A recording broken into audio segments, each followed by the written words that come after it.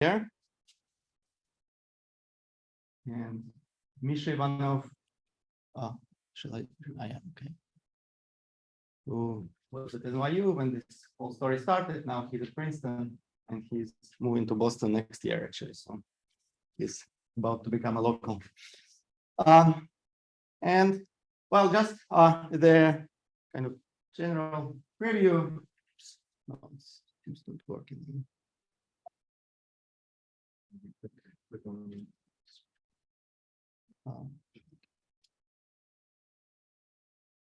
No, for some reason it starts. Okay. Okay. How do I remove this thing? Okay, thanks.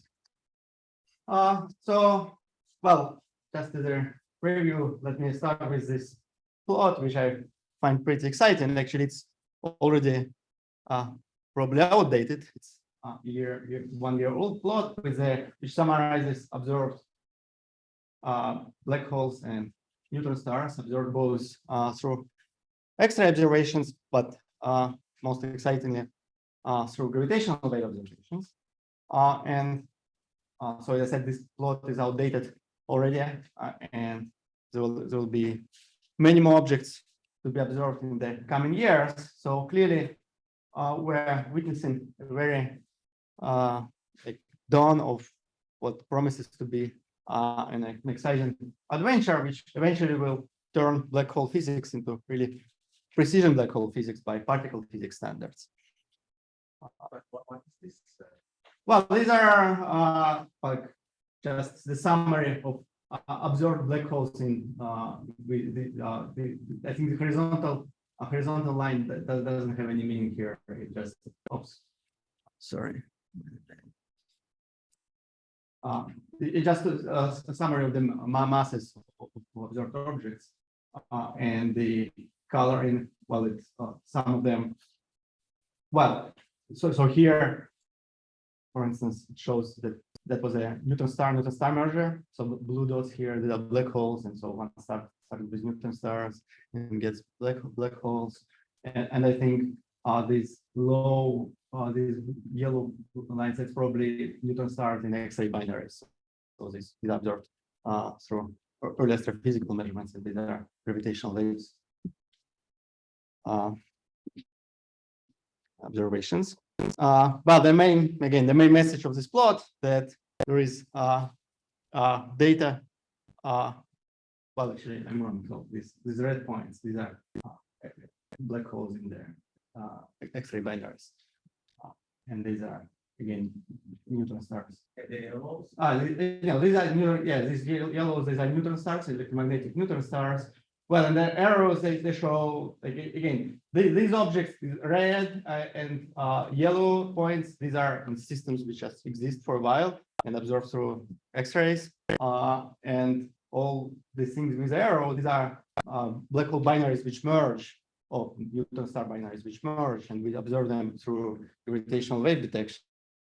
And so, as a result, one kind of goes from two neutron stars to a final object which, well, it's uncertain whether it's a black hole or a neutron star. So here one goes, there's a merger of black hole and neutron star, and one forms a black hole. Well, it's called the graveyard because black holes and neutron stars are natural final points of stellar evolution. They're produced in supernova explosions. But as you can see, there is quite a bit of inaction on this graveyard. This cadavers kind of exhibit quite a bit of activity, and that's exciting. And so, well, that's kind of the picture of the typical binary merger, and it goes through several stages. So first, the objects are well separated; they just rotate around each other and slowly lose energy through gravitational wave emission, and that period is mostly dominated by Newtonian gravity. Then and that corresponds to this kind of long period here. That's gravitational wave signal, which one observes here.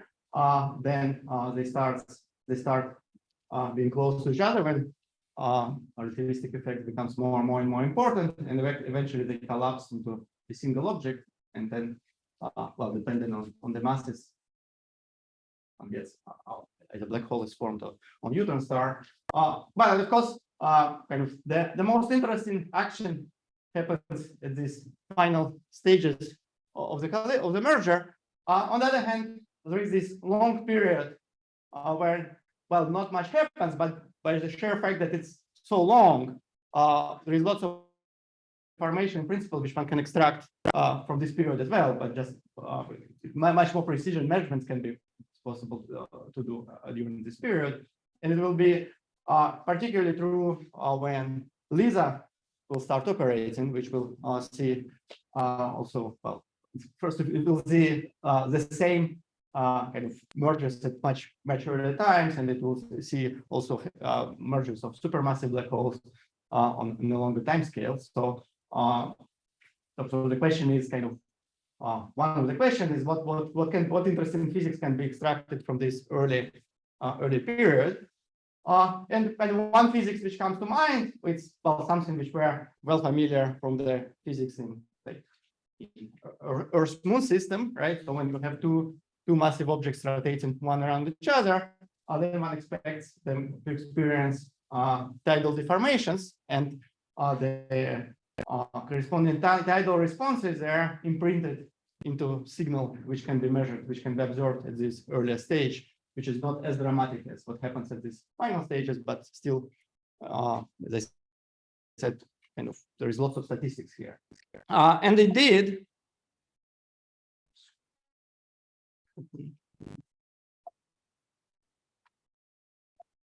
some reason it's.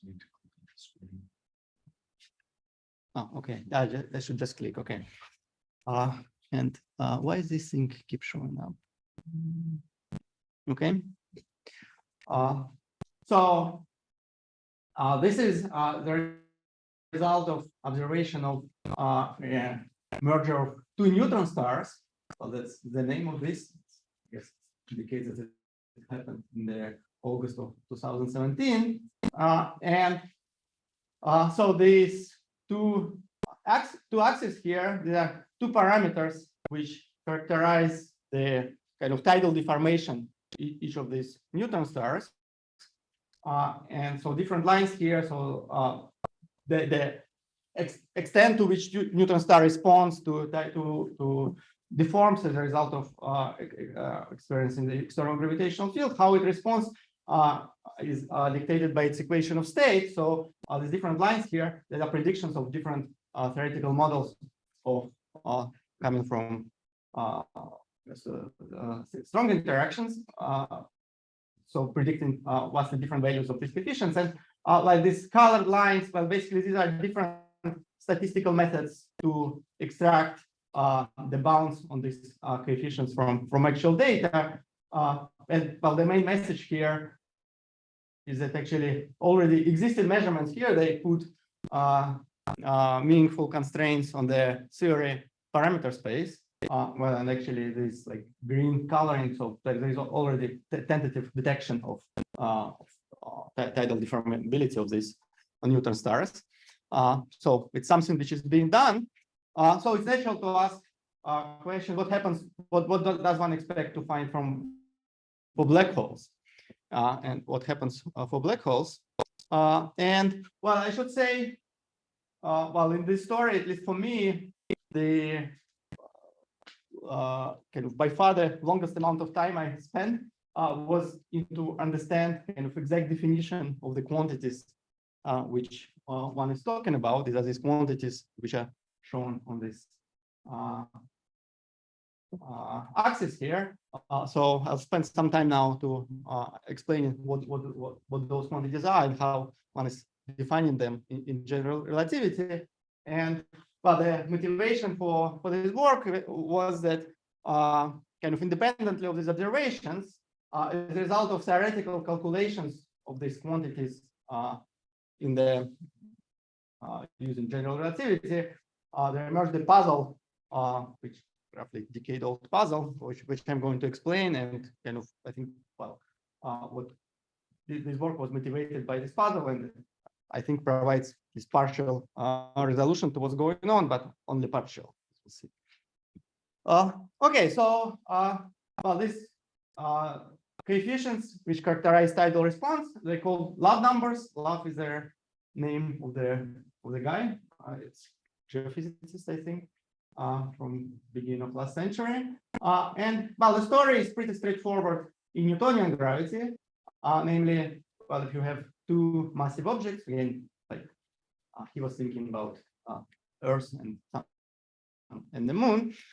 So there is when we will look at the one object as a perturber here, and so in the absence of perturbation, there is just Newtonian potential, which one sees far away. Now, in the presence of the perturbation, then the if this perturber is far away, then its field can be Taylor expanded at the origin. So the origin here is the location of this big object here. So it can be Taylor expanded around the origin, and then the gravitational field kind of outside the perturbed object. There are two pieces here. One is this tidal source coming from the source that which is really taken to be at infinity in this approximation.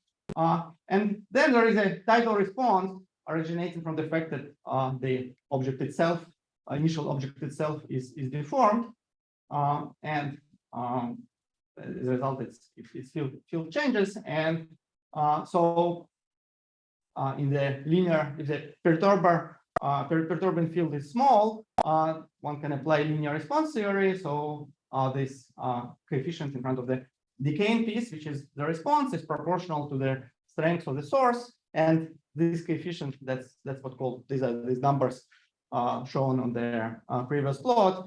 It was there it was shown only lambda 2s.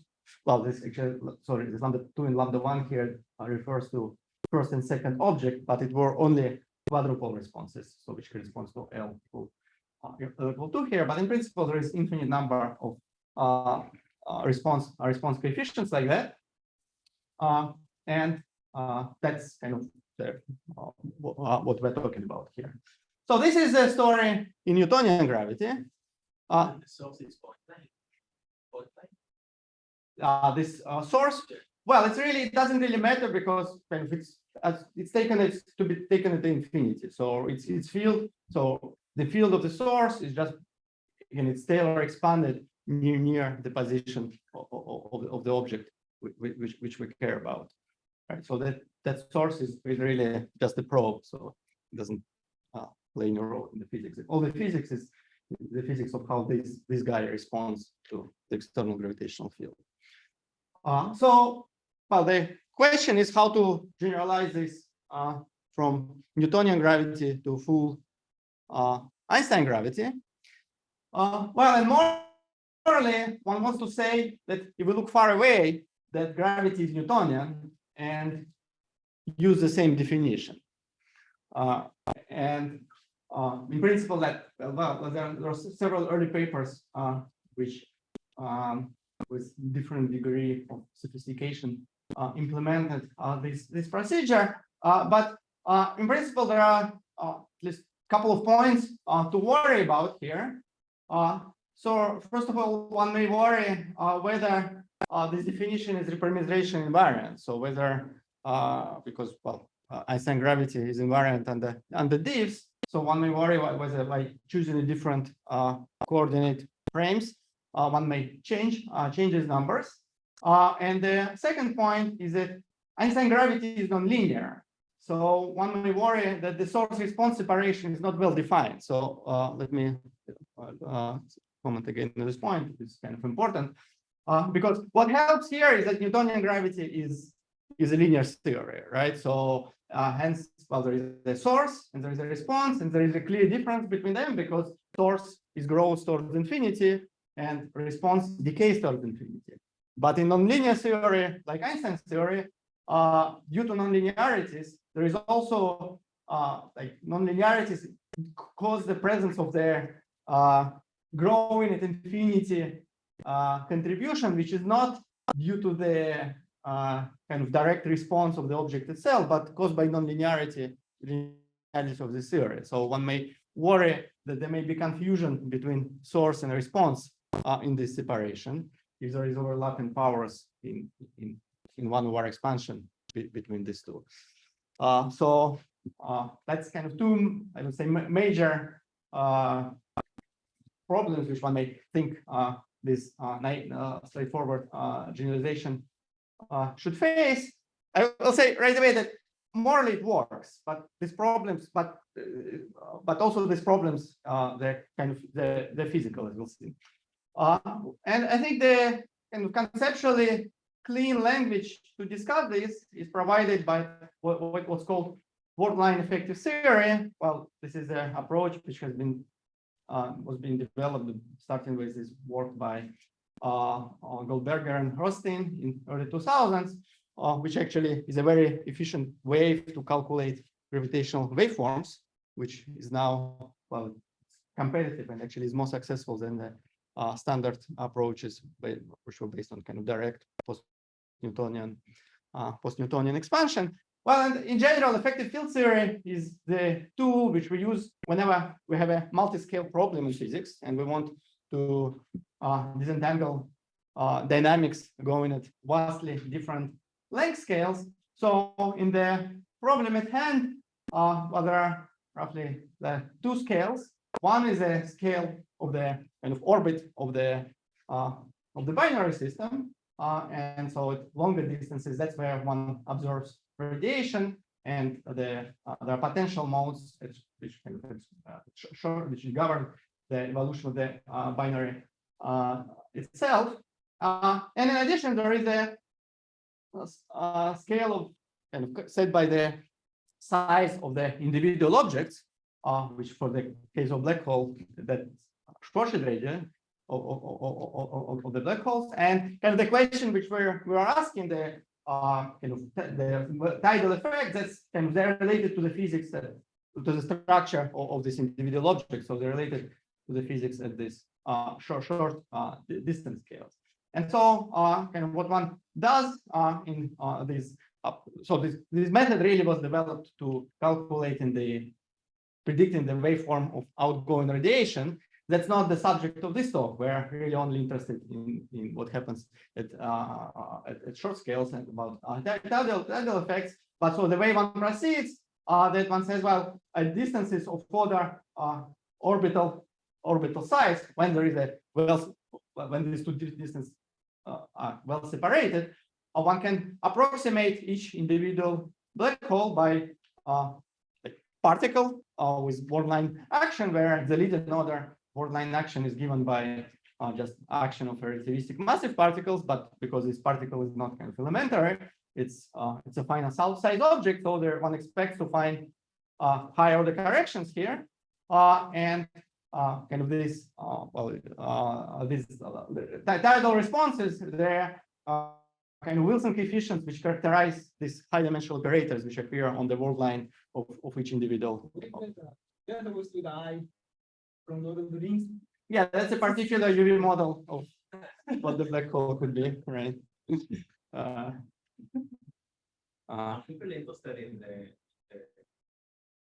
intermediate region as well, or mostly the tidal radiation?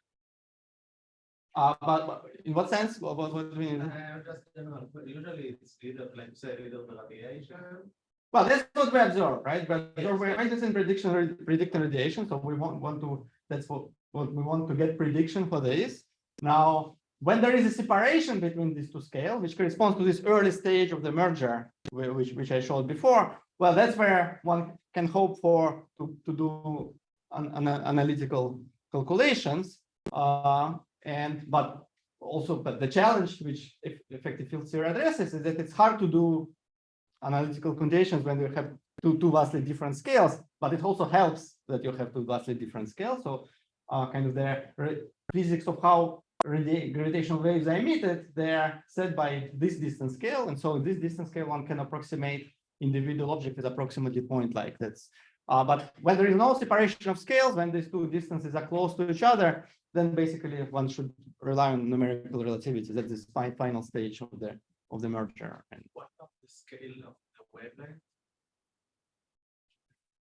well, the wavelengths, well, it's essentially the frequency set. It's all determined by the orbital side. The frequency determined by the period, and yeah, right. So it's said. Well, that's why we talk about radiation. So at these longer scales, right? Because the wavelength is longer than the size of the system. Okay.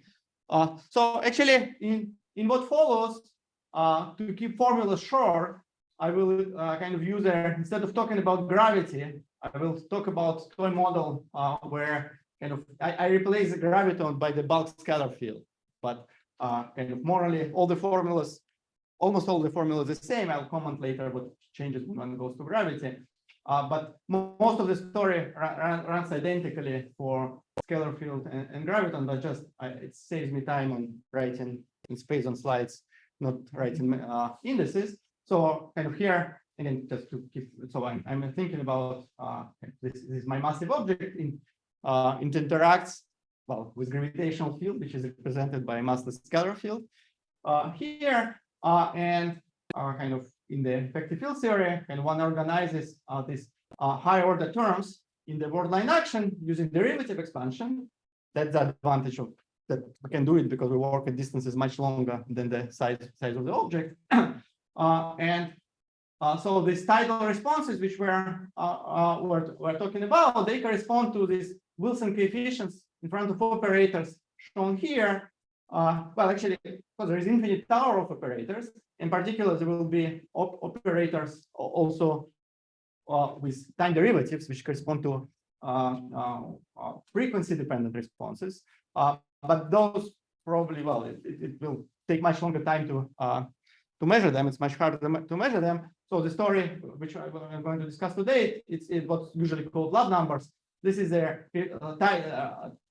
tidal response in the static limit, which kind of correspond to these Wilson coefficients in front of operators without time derivatives on the word line. So roughly speaking, kind of lab numbers, they correspond to Wilson coefficients in front of these EFT operators on the word line. Well, advantages of this language is that, well, this is manifestly gauge invariant definition. So this is so there's something to do with Wilson loop or something. What do you call it? What's the definition of lambda? Well, it's just coefficient in front. No, it has nothing to do with Wilson loops. It's well, Wilson contributed to many different things. Yeah, but in particular, well, basically, well, he can the guy who essentially invented modern effective field theory the way we know it, and it's just coefficients in front of these high-dimensional operators, right? And well, morally, and these lambdas, which capital lambdas, which I was showing on the previous slide, they are well related to these lambdas by factor.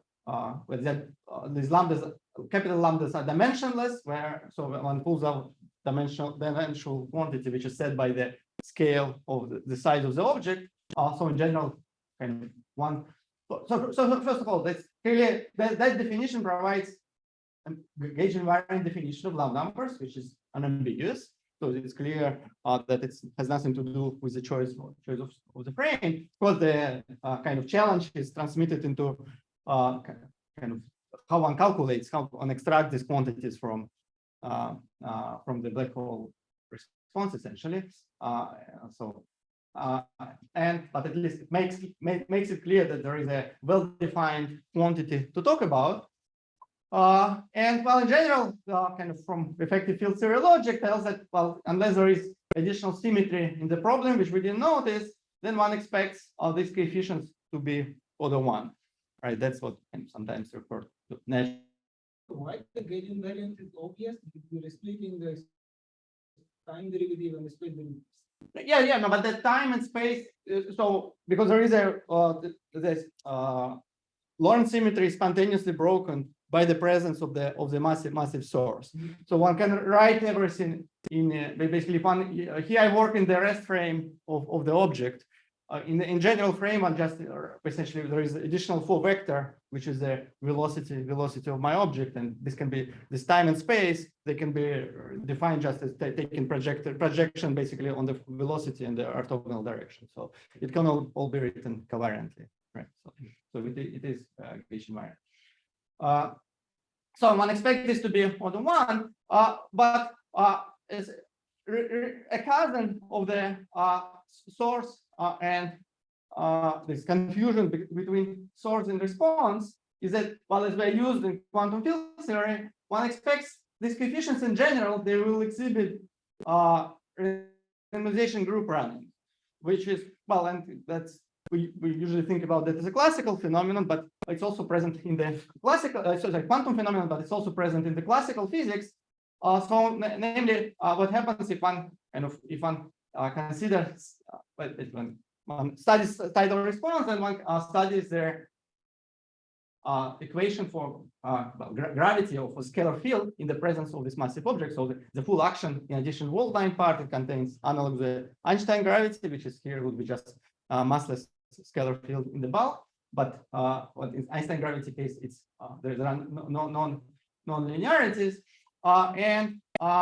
As a result of these nonlinearities, there will be kind of in the solution for the field in the presence of the object, there will be contribution which comes, and I didn't show here, which comes directly from kind of contact interaction with the world line. But there will be also this kind of diagrams, which are, again, these are really, I'm not doing anything quantum here. These diagrams just represent solving nonlinear classical evolution here. But these diagrams will have in general, will exhibit logarithmic divergences.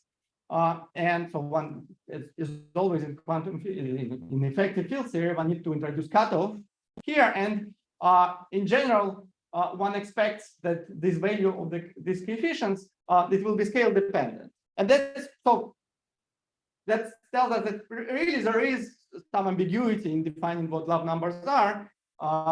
And kind of this ambiguity is kind of associated to the fact that as a consequence of nonlinearities, what we thought to be kind of pure integer powers, then actually these integer powers, there can be log corrections there, or these log corrections can be resummed, these powers can get shifted.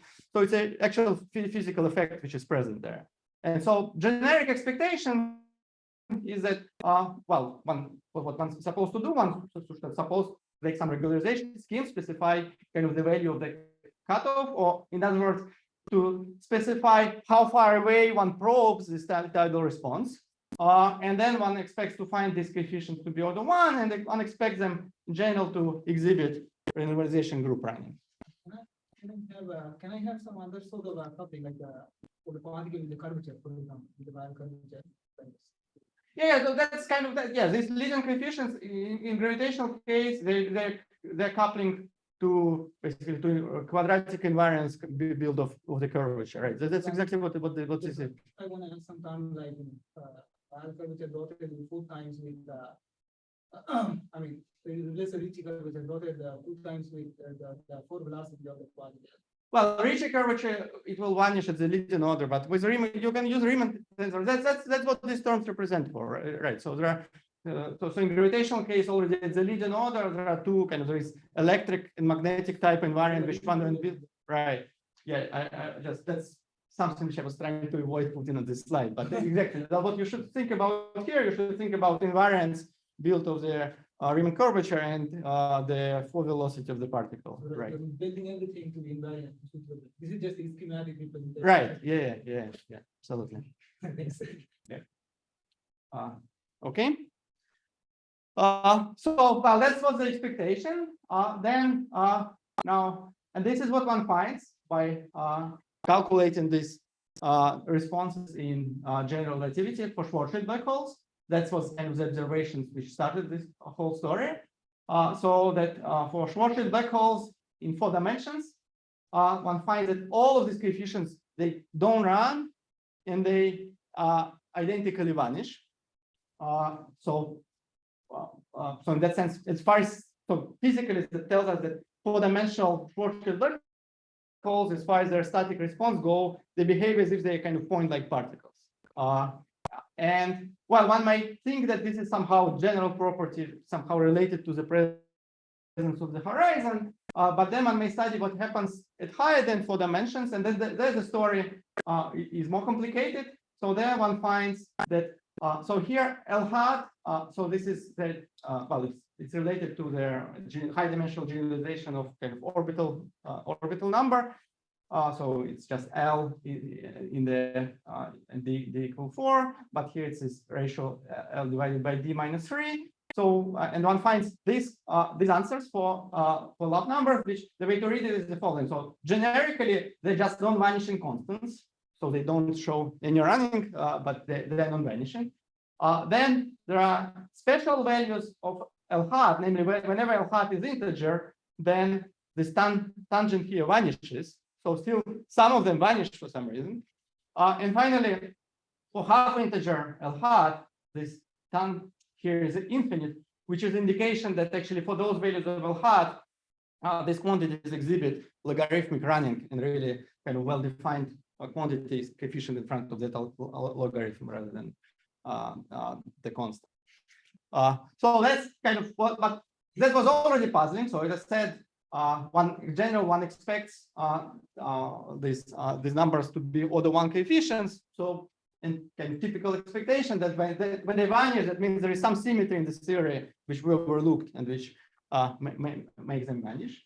Now, once also studied the story for rotating black hole, for curved black holes in 4 dimensions, there the situation actually is somewhat more subtle, and the subtlety is related to the following. So actually, I cheated a little bit when I described for you what the word line for black hole is, because black hole, well, is apart from being a finite size object, well, it's actually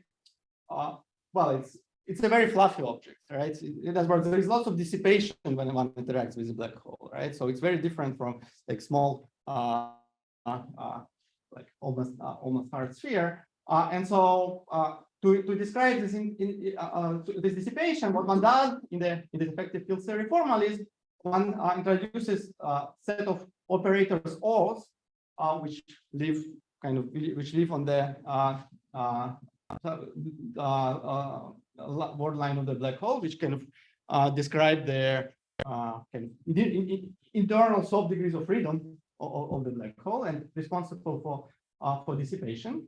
And so that means that schematically the response, even in the Schwarzschild case, so it really contains of 2 pieces. So there is a piece comes from the direct contact interaction, but also there is a part of the response which is determined by 2-point function of these operators or in the black hole state. And in particular, it's a general dissipative, as we very well known for black holes. So that's the situation for Schwarzschild. But still, the conservative part of the response, that's what log numbers are. They are controlled just by these coefficients. Now, the complication for Kerr is that, so essentially, if you have basically, if you start with an object in the rest frame, and when you go to rotation frame, if the object exhibits dissipation in the rest frame, then when one goes to rotation frame, so this dissipative response is not static, right? So there is time derivative here, so this dissipation vanishes in the frequency to 0 limit. But for rotating object, if there was dissipation in the rest frame, then one obtains non-trivial static response in the rotating frame. And there was some confusion initially. So people calculated responses of rotating black holes, and they associated these static responses with these Wilson coefficients. But actually, they have very different nature. So they're really related to dissipative response rather than conservative response, in particular in the waveforms kind of effect of these objects and lambdas. They appear in different order in post-Newtonian expansion. Yes. Do you mean to write? I see it's right. Yes, right. Yes. Superrizing exactly kind of it arises as a consequence of this phenomenon, but we write it like omega minus like frequency minus omega m. The superradiance arises when this factor. So what's the correct factor? mean, that's the super radiance. Yeah, that's the way to understand super radiance here. So that from the combination of those, the sympathy and Sorry. you're saying it shows up from the combination of the sympathy. No, no. What I'm saying here that there is this for rotation object, there is a static response which is associated purely by dissipative physics in the rest frame of the object. So that's part. So there is a part of response which is just completely fixed by dissipative contribution. By it's so to say it's fixed by imaginary part of this two. Lambda is not dissipative. And it's kind of it's roughly it's kind of degenerate with the real part of this 2-point function, and dissipative response is response to imaginary part of this 2-point function. And so this response which appears, this static response which appears here, it corresponds to the dissipative part. And so that's kind of what the subtlety one need to be careful about in kind of interpreting the results of calculation. But for my purposes, the bottom line is that eventually one kind of does that, one finds that also for Kerr black holes, the conservative part of the response vanish. So there is the dissipative part, which is non-trivial, static, but the static limit of the conservative response it vanishes also for Kerr black holes. Also, Kerr black holes, as far as static conservative response go, they behave as point-like particles, even though we see there is a dissipation. So that's a puzzle. So we definitely know that black holes are very different from point-like particles.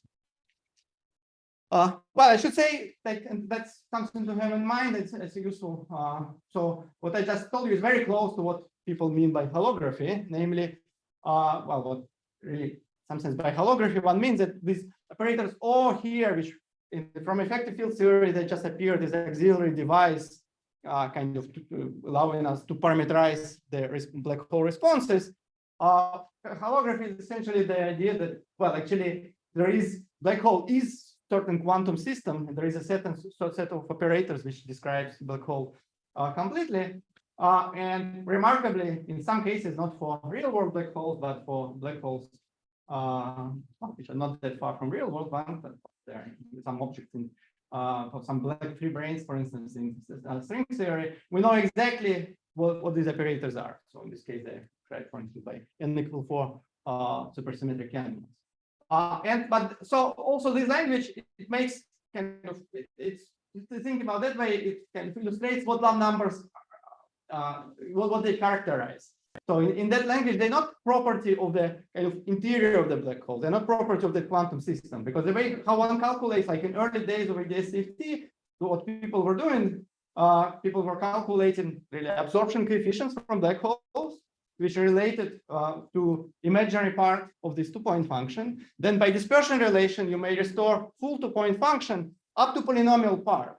Well, in the polynomial part, for if like it's in this case, if the symmetry is conformal, then polynomial part is not present. And that's kind of intrinsic property of black hole. And these love numbers, they exactly this polynomial part, but they're characteristic not of the black hole, but it kind of they characterize how black hole is glued to the rest of the space-time. And kind of well, the observation is that somehow, well, at least in 4 dimensions and also partially in high dimensions, black holes glued very, very smoothly to the asymptotically flat part of the space-time. That's kind of the puzzle. Okay, so and well, just at the technical level, all these properties of love numbers, they follow from properties of so-called Tikolsky equation, which is an equation describing linear fluctuations in black hole background. So here again, I'm writing it just for scalar field. So famously, variables can be separated for also for Kerr black holes, and one finds kind of this equation where so here, for reasons which will become clear momentarily, even though we're interested only in the static limit omega equal to 0, I wrote this equation for general frequency. And so morally, what one needs to do, and that corresponds to this naive definition of love numbers I started with. So one studies solution of this equation with boundary condition at infinity such that there should be growth. So one start solutions which are regular at the black hole horizon, but grow at the spatial infinity, and one extracts love numbers from decaying tail of this solution. So that's kind of parallel of the Tail spatial. yeah. That is quasi-normal low boundary conditions. Well, the incoming boundary, yes, I guess it's quasi-normal boundary, but it's omega to zero limit with where static limit. So there's just there is condition that it's regular at the horizon, which at finite frequency would correspond to incoming, but here it's omega to zero limit of that, right? And one looks at the decaying tail. So that's kind of roughly corresponds to what I said you in Newtonian theory on one of the first slides. It's a little bit more subtle in practice. So for instance, the general static solution to the Tikolsky equation, it kind of takes this form where this prefactor, this delta is a function which appears in the metric, and S is 0 for scalar, but it's like 1 or 2 if one studies vector or tensor response of black holes. So this is not polynomial, and also this for a rotating black hole, this factor is not exactly polynomial. So it's a little bit more subtle than that, but this prefactor also it's reflected all the subtleties which I was talking to you before. So for instance, so this is answering the Boyer-Lindquist coordinates by going to advanced coordinates. This prefactor changes, actually disappears completely. So this prefactor is gauge independent, is gauge dependent. But the important thing is kind of that this factor here, which appears, this hypergeometric function, which says here, it becomes polynomial when love numbers vanish. So there is all these kind of reasons which I spent time discussing all the subtleties. One, it's a little bit more complicated than just saying that solution decays at infinity. But at the end of the day, the vanishing of love numbers, it can be traced to a certain polynomial property of the solution. Well, it's a little bit like when we study harmonic oscillator. Well, the solutions are not exactly Hermite polynomials. They multiply by e to, like some universal e to minus x squared. But kind of the miracle of harmonic oscillator is that we are getting those polynomials in front of their decaying exponents. And so similar story happens here. So for some reason, apart from overall factor, the solution becomes polynomial. And that's something which needs to be understood. And so, well, I should say, kind of what we did was, well, we rely on what's called near zone expansion. That's kind of the main idea here, and it's the idea kind of goes back to papers of Stravinsky in the 70s, but most recently it was used by Andy Straminger and collaborators in the attempt to develop Kerr-CFT, which is basically finding analog of inequal Spotsoperian meals for actual black holes, which we observe in nature. And what we did was very strongly inspired by this Kerr-CFT literature. And well, the idea is that kind of one wants to, well, this full Tikolsky equation is rather complicated. So the technical level, one wants to find a simple approximation, or nice approximation to this Tikolsky equation. And well, there are two obvious regions. There's near horizon region, the region in the vicinity, in the imminent vicinity of the horizon, and there is a far zone region where we observe gravitational waves. But the whole question here, so it wouldn't be enough to just approximate solution just in the vicinity of the horizon or far away, because the nature of the question which we're asking is exactly about connecting what happens here to what we observe far away. So one wants to find approximation which works which connects these two regions. And the idea is that when we look at the small frequencies, there is kind of another parameter which one may use.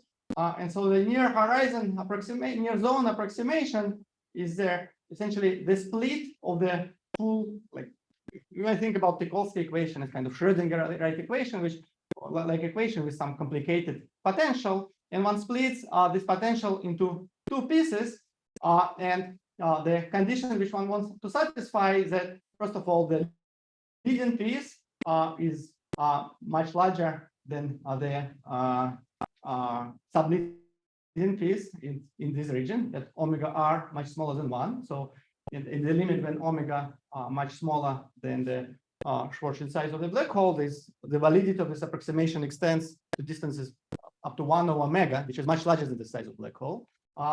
So we want to split it to use it as approximation. We want to split in such a way that V0 is much larger than V1. Here, epsilon is really order 1, which is a formal expansion parameter, and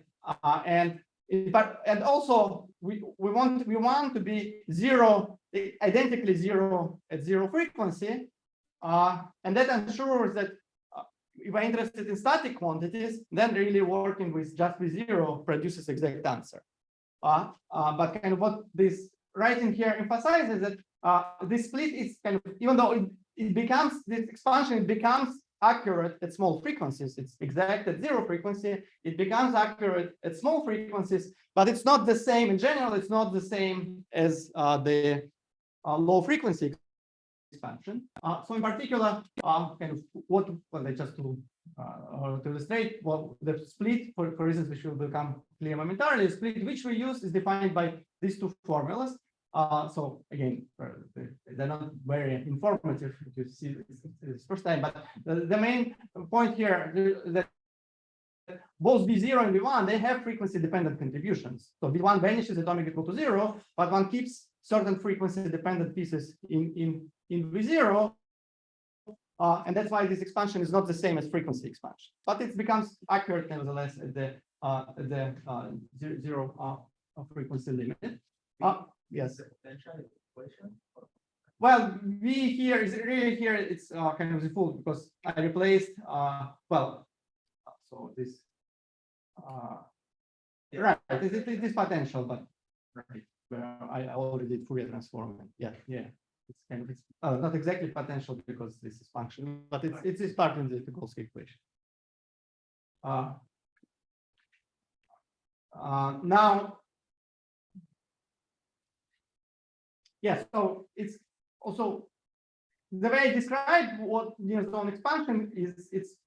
There is ambiguity. One can do many splittings like that, and the choice depends on kind of basically on some nice properties. One tries to find V0, which is as nice as possible, and so that's the split which we chose, and the reason for choosing this split is the following. The observation is that if we define the following vector field, if we define the following operators, then these operators, they have the following property. So first of all, they are globally well-defined and regular at the horizon. They satisfy SL2R algebra, and the near zone Tikolsky equation, meaning that equation when one sets V1 equal to 0, when one neglects V1, that's just the essentially Casimir equation for this SL2R. This C2 is a Casimir operator for these generators. So yeah, so L hat is a L over D minus 3. So for D equal 4, this is just an angular number, but for for Schwarzschild black holes in high dimensions, it's L divided D minus 3. Yes, it's a separation of variables which are, but it's related to angular momentum, but yeah. And log numbers vanish when L hat is integer. That's kind of the direction. So for instance, in papers by Andy and collaborators, they considered different split, which led to SL2R cross SL2R algebra. And I think the motivation was that they were trying to find some 2D CFT somehow story. But the important difference, which is crucial for us, is that the L's which appear in their story, they're not globally well defined. They don't satisfy periodicity with respect to azimuthal angle. And here, these are our L's globally well defined, and hence, and because of this first property, so they transform solutions of near-zone Tikolsky equation into solutions of regular solutions of near-zone Tikolsky equation and solutions of near-zone Tikolsky equation. So there is, so all solutions, they belong to representations of this SL2R. And then the observation is that kind of that fact, the vanishing of love numbers, which, as I told you, it translates into, well, it boils down to certain polynomial property. And just like it happens for harmonic oscillator, that you get Hermite polynomials, then kind of polynomial, if something is polynomial algebraically, one, I think, always wants to find some highest weight condition, and that's exactly what happens here. So if one, basically the statement is that the cases when, so this approximate symmetry, the SL2R, it's always present. It's present for four-dimensional black holes, but also it's present for high-dimensional Schwarzschild black holes where love numbers don't necessarily vanish. But the symmetry is still there. However, the property of vanishing love numbers, it's related to the kind of, one looks at the regular static solutions, and what one needs to check, one needs to check whether they belong to highest weight representation of this SL2R. And whenever that happens, that condition that like I don't have time to go into detail, but it's rather straightforward. But basically, highest weight property guarantees that you have a solution and you act on it by certain number of time by some operator by L1, you get 0, and in the correct variables, that's exactly the condition which ensures that kind of what needs to be polynomial for love numbers to vanish. It is polynomial. So. And that works in is L1 like changing an overtone number? Right, exactly. So L0, so that the way it works, exactly. So L0 here is just, well, essentially it's a time derivative, and so L1 it changes frequency. It raises it by 1 in the in Schwarzschild units, and so for basically what happens for integer L hat, then the highest like regular one looks for highest weight for solutions which are annihilated by L1, looks for highest weight vector and has an integer frequency, and then you can get a static solution by acting with lower n operators. So that's kind of where this integer property of L hat works. So yeah, and I said, well, so what we use here, we use approximate symmetries. So we're not solving full Tikolsky equation. We approximated it. We use symmetry which approximately, which approximation which works at small frequencies. However, kind of by construction for 0 frequencies, that approximation becomes exact, and in that sense, we kind of underlines symmetry mechanism in the kind of full microscopic theory, in this case, general relativity for vanishing of love numbers. And well, just kind of for instance, what happens for Schwarzschild black holes for whenever the love numbers vanish, it corresponds, this SL2R representations, they're actually corresponding representations, they're finite dimensional. So it's really like weak rotation of familiar finite like spin representation in SO3, because SL2R is just a complex version of SO3, weak rotated version of SO3. And these are non-unitary representations which are obtained by weak rotation. But what happens for Kerr is that actually these are not finite dimensional representations, they're infinite dimensional representations, but they still have highest weight property. And the differences between these two cases, because well, Schwarzschild geometry is truly so solutions which are regular at the future horizon, they're also regular at the past horizon. For Kerr, it's not the case. So here one imposes regularity at the future horizon, which is kind of the only horizon which is present for physical black holes. And the past horizon, there is a singularity, and that's kind of related to the fact that this solution is only highest weight and not lowest weight. Okay. Are you saying that I is correct because outside we call it correct for Kerr? Yeah, for Kerr, right, exactly. There are also lowest weight solutions for Kerr, and those would be solutions which are regular at the past event horizon, so they don't correspond to kind of physical response. They don't describe physical response. Yes. So well, I'm kind of starting to run out of time. So, like, let me conclude with some comments and extensions. So first of all, the story for vectors and tensors is similar. So what I showed you these operators which explain the story for scalars. There is extension of these operators to, like, for non-zero, like, spin or helicity. There is extension of these operators which look a lot like so-called GHP Lie derivatives, which kind of proper operators which act on the on the components of non-zero helicity. The subtlety here that in general this Lie derivatives are only defined really by true Killing vectors, and here these generators are not exact isometries, so it's a little bit kind of subtle to make this correspondent exact. Then we studied like as a toy model, we studied R-cube gravity. So it's Einstein gravity in 4 dimensions plus one adds R-cube interaction, which is first non-trivial correction, high-dimensional correction, which one may add. And there, first one finds kind of there is no symmetry, underlying symmetry, and kind of also one finds that when one starts calculating tidal responses, that they are, first of all, they are non-zero, and actually one finds logarithms all over the place. So it shows that, well, it's really somehow really tied to this. It's important. It's not general property of horizons. The appearance of the symmetry, it depends on the theory of gravity which you are taking, and it's also supports the point that there is a relation between that symmetry and the presence of logarithms. Then one can study generalization of the story for charged black holes.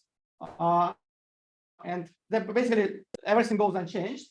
But the interesting limit now to consider is to consider the limit when a black hole becomes extremal, and that's the limit when it there is EDS2 crosses 2 throw develops, and one obtains near horizon geometries which govern the geometries of the conformal field theory, which is geometry, which are isometries of this road. And what one finds that so this SL2R, it's of course it's, well, just algebraically isometry of EDS2 is a SL2R. And so one finds that these SL2R generators which we wrote, if one takes extremal limit and studies them in the near horizon region, they reduce to the near horizon isometries of the EDS2. So that's kind of But doesn't that make it seem like it wouldn't depend on what higher derivative gravity we're using?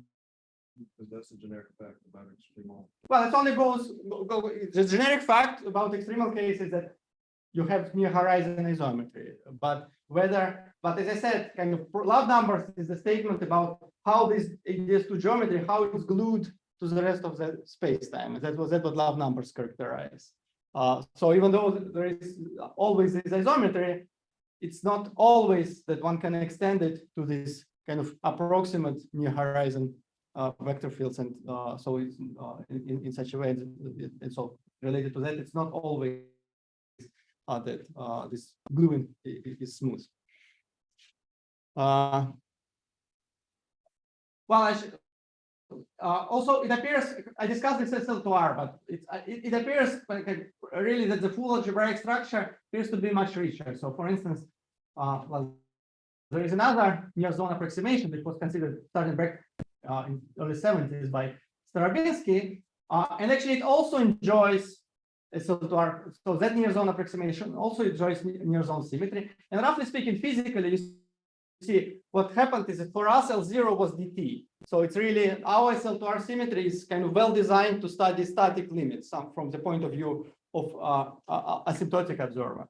this SL2R is not very useful for controlling the properties of love numbers because operators which appear here, this is kind of more like co-rotating time derivative. So it's more like, but it suggests that it's actually maybe more useful to characterize the properties of the black hole itself. And in this, what one finds that this near zone approximation has a remarkable property that not only static response coefficients, but all response coefficients in leading order, like near zone approximation, this leading order near zone approximation vanish. So it's important.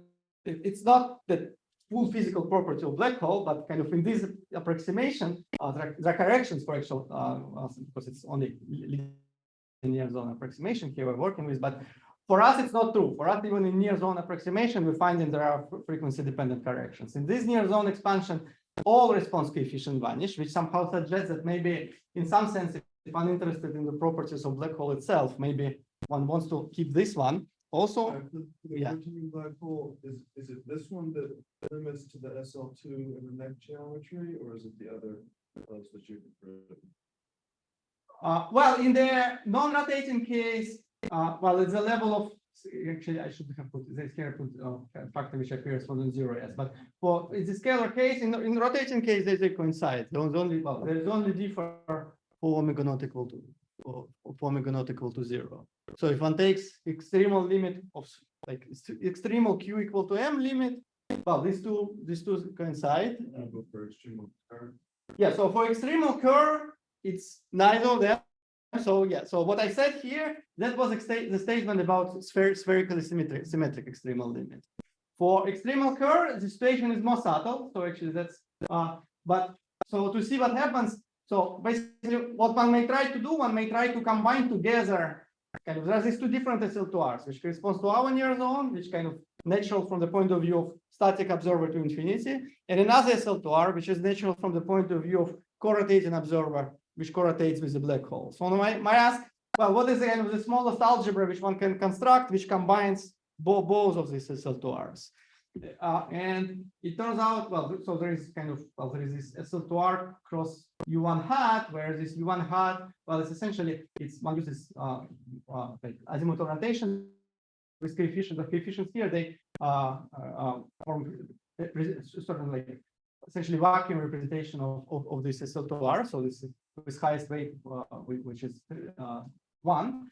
And so both our near zone and Stravinsky near zone, the different SL2R subalgebras, they appear different SL2R subalgebras of this single algebra. And in rotating case, if you take the limit where you want to take extremal Kerr case, then kind of there is yet another linear combination of generators. So it's neither that our near zone or Stravinsky or some other SL2R which is embedded here, which goes into near horizon isometry of their rotating extremal Kerr.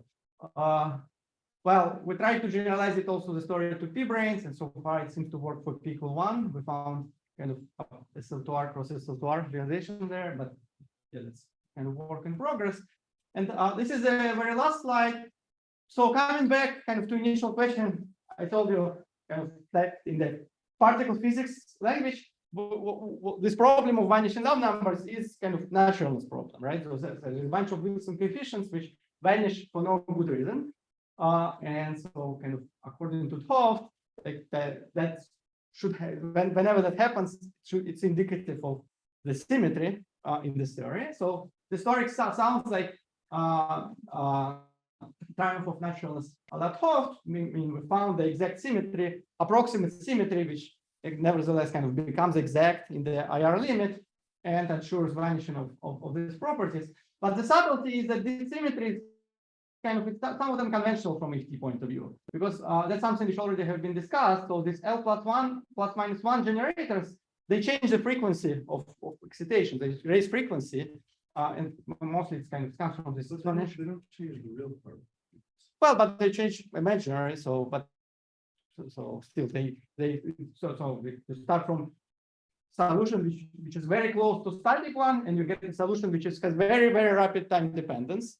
And this time dependence from the point of view kind of effective field theory, which we're discussing. So here the UV cutoff is the size of the object, the size of the black hole. So strictly speaking, if kind of one thinks about this effective field theory as kind of naive effective field theory in the kind of traditional naive cutoff in frequency space, that in the low energy effective theory, this kind of symmetry which we're talking about is not present, because it takes some low energy mode and transforms into something, well, it has imaginary frequency, but still it's something which it sounds even worse. It's some very unstable mode, which kind of, well, but the point is that it's very fast time evolution, this mode, right? So that's not something which you keep in your low energy effective theory. Of course, it doesn't change anything of what I said. So at the level of full GR calculation, I think, well, at least kind of, I think what is presented here, that's part of the underlying mechanism for why this lambda number vanishes, because we're just doing exact calculation in GR.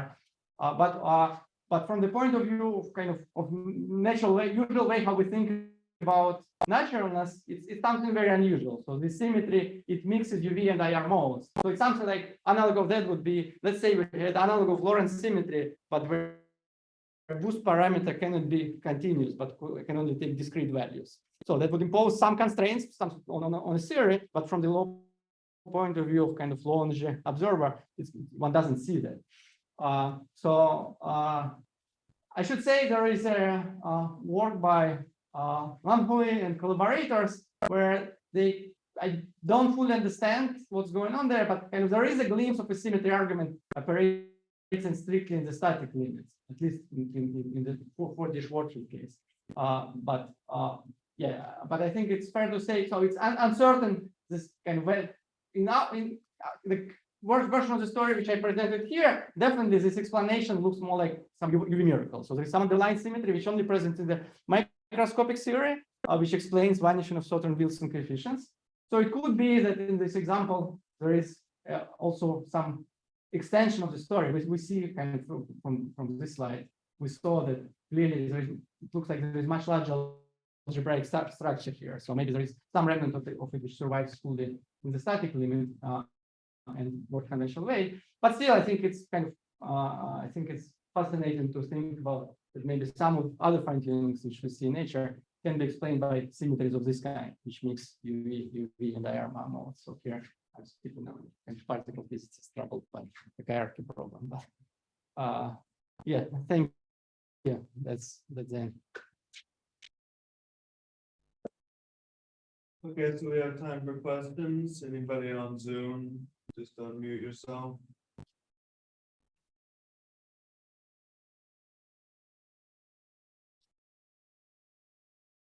I guess you said you were trying to look at this for the higher black brains, but would you really expect it to not be like a higher dimensional informal group?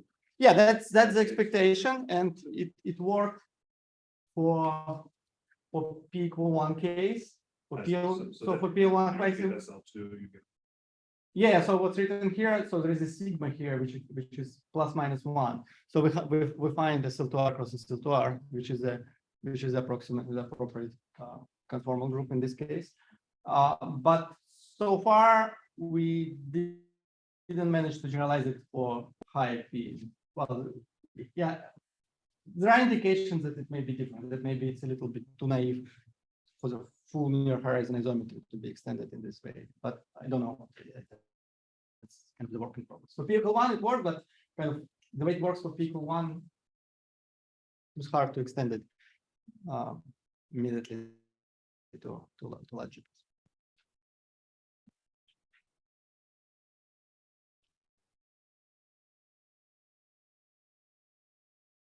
So the vanishing of the log numbers basically means that the black hole is rigid. Well, it looks at in the static limit it becomes rigid. It's like point particle, which is very surprising because clearly black holes are finite size objects with lots of inelasticity present, right? So it's very surprising why, from the point of view. But it has nothing to do with dissipation. Even if it was non-rigid. Well, it is non-rigid because there is absorption, there is dissipation. But here we're talking about kind of leading part of the conservative response. So For spherically symmetric black holes, that's literally the leading part. That's the only static response which is there. So for rotating black holes, it's a little bit subtle, as I was trying to explain. But still, there is a well-defined separation between the two. For instance, the effects due to dissipative static response, they appear in different order in post-Newtonian expansion, also for rotating black holes, is compared for conservative static response. So they're well separated. Okay, I think there's actually a seminar coming in, so we gotta vacate the room, but let's all that Okay. again.